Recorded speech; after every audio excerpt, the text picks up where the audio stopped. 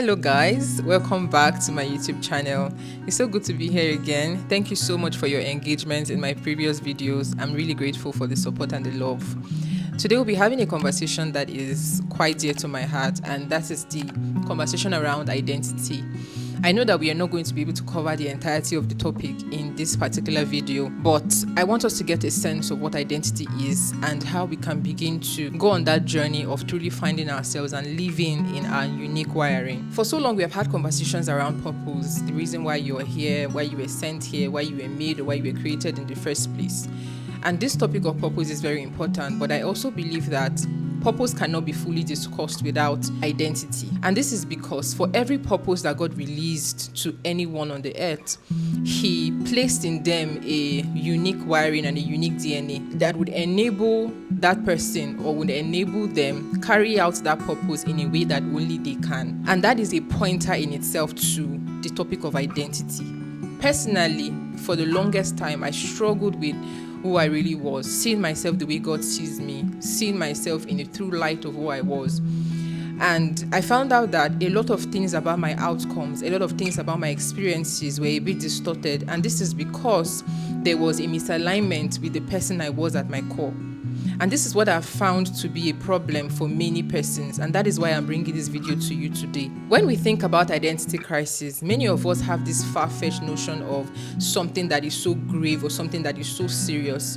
But I need us to understand and realize that identity crisis shows up in our everyday life. From the child who has always sought validation from the eyes of their parents and have gone on to live a life where they have to rely on substances because they feel a disconnection with who they are on the inside, trying to please their parents and trying to live according to their parents' blueprints for their lives. Or the wife who gets married and finds out that she is getting lost in the demands of family life, the demands of looking after children, and the demands of taking care of a husband, forgetting who she is or losing connection with the person at her core.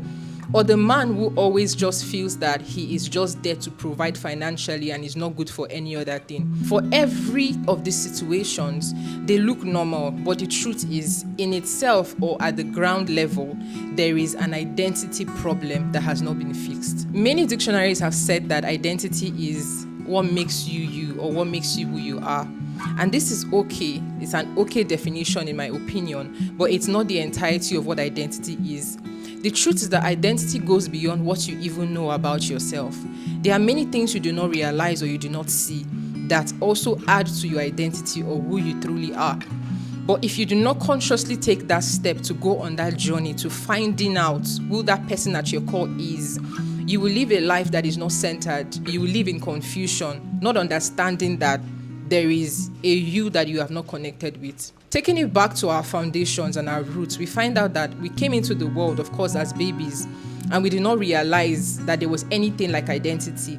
Experiences, culture, people molded us into something that we have now become. But I need us to go back to that foundation and begin to look critically at our experiences. We begin to see that most of what we know about ourselves and we think is true are things that were actually handed down to us. While all these things in themselves can be pointers to who you truly are, they are not the entirety of who you truly are. There are certain truths that I would love to leave with you when it comes to finding out who you truly are.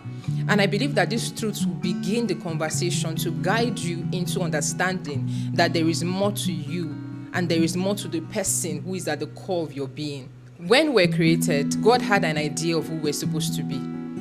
There is somebody that God has in mind whenever He looks at us. And this brings me to the first truth about identity that you need to know. Identity in itself starts from understanding that you are connected to a source that is greater than you. To understand who you truly are, you really have to see yourself through the Creator's eyes. I previously gave us a sense of this, but the second truth I want to speak about is many times the experiences that we have in life have in them markers or pointers to our true identities. Like I said, those experiences might not in themselves be the entirety of what our identities are, but they have in them markers and pointers that will help us begin to see or experience the clues that lead us to who we truly are. And I will give a very vivid example from the story of Moses. I heard this analogy from someone a while ago, and it really stuck with me. And here's what she said. Moses lived and grew up in the palace of Pharaoh.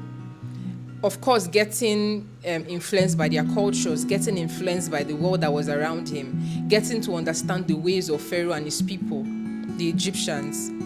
But what happened when he got the opportunity to see his people being maltreated, and then seeing the Israelites getting beaten or getting maltreated by one of the Egyptians? Something just fled up in him, or something just kicked in him, and then he went ahead to kill that Egyptian. That in itself is an identity lesson, that no matter how far you have strayed from your true identity or your unique wiring, there are experiences that are meant to kickstart the consciousness of who you truly are within. And that is what happened with Moses. The third truth I want to leave with you is this. Identity discovery is a process, like we already established.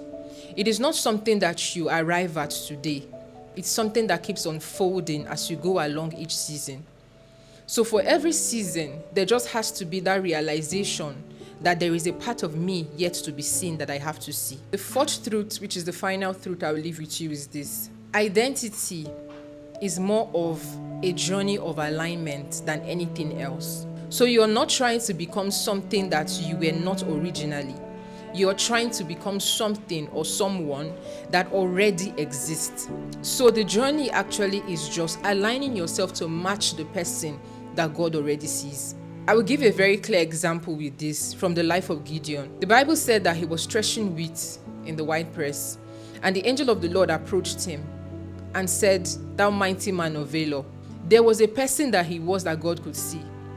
And the journey of Gideon's life was just based on aligning himself with that person that God had already seen. I hope that this conversation helps you begin to see that there is more to you than meets the eye. I hope this conversation also inspires you to begin to search for that person that rests at your core and get in touch with them, understanding that that is the only way that you can completely change the outcome of your life. Thank you so much for watching this video. I look forward to hearing your highlights and your feedback. I'll see you again in my next video. Have a beautiful day. Bye.